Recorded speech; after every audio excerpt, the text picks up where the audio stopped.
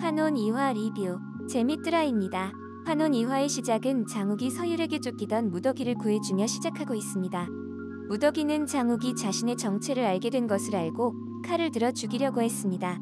이때 서율과 박당구가 나타나서 장욱은 살수들을 피해 숨은 것이라고 둘러댑니다. 박당구가 밀실에 있던 낙수의 시신이 사라졌다고 하자 장욱은 낙수의 시신이 궁금했다고 하며 밀실로 무더기와 서율과 박당구를 데리고 갑니다.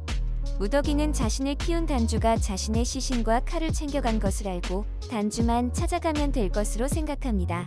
하지만 장욱이 자신을 스승으로 삼겠다고 하자 난감해합니다. 그리고 자신의 비밀을 안 장욱을 죽이려고 하자 장욱은 밀실을 닫으면서 자기 스승이 되든지 술사들에게 죽임을 당하든지 선택하라고 협박합니다. 밀실은 닫힐 때 바닥을 잘못 밟으면 무너질 수도 있었는데 무더기가 바닥을 잘못 밟는 바람에 밀실의 잠금 장치는 고장나고 맙니다. 겨우 밀실을 빠져나온 무덕은 자신의 칼이 있어야 장욱의 길을 열어줄 수 있다고 하며 자신의 칼이 있는 곳을 안다고 하고 송림을 빠져나가려고 했습니다. 하지만 송림의 총수 박진은 송림의 결계를 깨고 살수무리가 송림에 침투한 것은 내부에 첩자가 있다는 것을 깨닫고 송림의 출입을 막고 첩자를 찾으려고 했습니다. 박진은 송림에 있는 모든 사람을 훈련관으로 모으고 진씨 집안의 진초연을 초대합니다. 진초연은 진씨 집안의 보물을 가져왔는데 그것은 귀구라는 것이었습니다. 환혼인을 찾아내는 귀신개였습니다.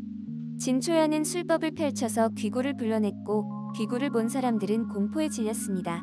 무더기는 장욱의 뒤에 숨어서 숨죽이고 있었는데 귀구가 점점 다가왔습니다.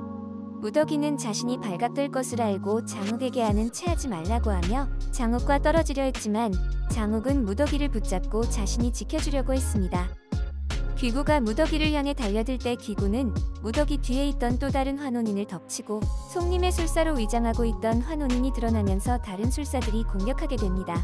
결국 서씨 집안의 서율이 제압하자 환혼인은 폭주하여 돌이 되어버립니다. 무덕과 장욱은 귀구가 다른 환혼인을 찾아내서 일단 낚든 것을 보고 서둘러 송림을 빠져나가려고 했지만 무더기를 발견한 귀구가 무더기에게 달려들기 시작해서 무더기는 도망갑니다. 장욱은 무더기에게 도망가라고 하고 반대쪽으로 뜁니다. 장욱이 뛰어간 곳은 진씨 집안의 보물인 귀구저기 쪽이었습니다. 도망가던 무더기가 넘어져 귀구가 덮치려 할 때 장욱이 그 도자기를 바닥에 던져 깨버려서 무더기를 구해주게 됩니다. 진씨 집안의 보물을 부숴버린 장욱은 송림의 총수 박진에게 잡히고 벌을 받게 됩니다. 벌을 받던 장욱에게 무덕은 따뜻한 차를 대접하고 인사를 하고 떠나갑니다. 무덕은 장욱에게 지금까지 자신을 죽이려는 사람들밖에 없었는데 자신을 살리기 위해서 노력한 장욱을 다음에 만났을 때 죽이지 않겠다고 합니다. 무덕은 자신을 구하러 단주가 시신과 칼을 가져간 줄로 알고 송림 영패를 팔아 단주를 찾아가려고 했습니다. 그런데 송림 영패를 본 양이라는 기녀가 훔칩니다. 한편 살수단주는 살수들을 모아놓고 낙수의 시신을 보여주면서 자신을 위해 목숨을 걸면 살수들도 낙수처럼 환혼술로 그 목숨을 지켜주겠다고 해놓고 그들을 살해해버립니다. 살수단의 단주는 다름 아닌 술사 장강의 제자 천부관의 부관주 진무였습니다.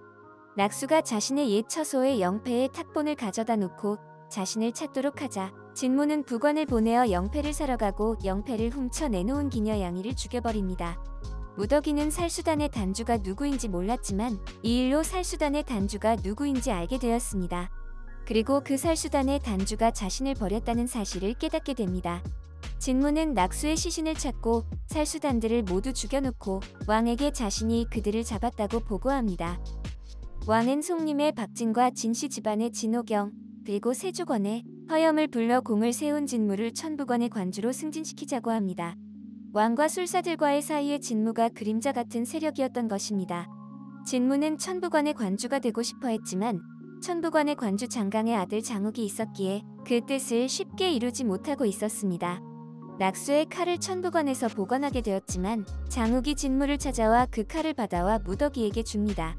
하지만 무더기는 자신의 칼을 만지지도 못했습니다. 그렇게 사느니 죽는 것이 낫다고 생각한 무더기는 경촌대오에 몸을 던집니다. 경촌대오에 가라앉던 무덕은 칼을 뽑게 되고 칼을 뽑은 모습을 장욱이 보게 되지만 무덕은 기절하고 맙니다. 장욱은 무더기를 세조건에 데려가서 치료해줍니다. 무더기는 경촌대오에서 칼을 뽑은 것을 기억하며 누군가가 자신에게 기를 넣어주면 기력이 회복될 것이라고 하고 장욱이 그 역할을 해달라고 합니다. 장욱은 그 말을 이해하지 못했습니다. 장욱은 무더기가 따라준 차를 마셨는데 무더기는 장욱에게 자신의 경촌대우가 되어달라고 하고 앞으로 3시간 동안 꼭 살아달라고 합니다. 독을 마신 장욱이 고통스러워할 때 박진과 하염이 와서 이유를 묻자 무덕은 장욱의 기문을 열고 독을 빼줘야 한다고 하며 무슨 독을 썼는지 말을 하지 않습니다. 박진은 무덕을 고문하지만 무덕은 말을 하지 않았고 장욱의 상태는 점점 악화되어 갔습니다.